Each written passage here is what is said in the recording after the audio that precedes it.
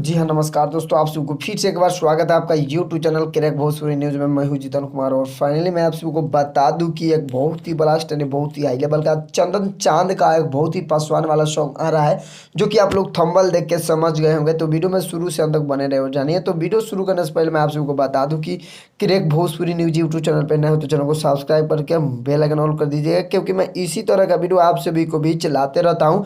भोजपुरी से रिलेटिव कोई भी खबर रहता है तो मैं आप सभी को सबसे पहले देते रहता हूं। तो वीडियो में शुरू से अंत तक बने रहे हो जानिए।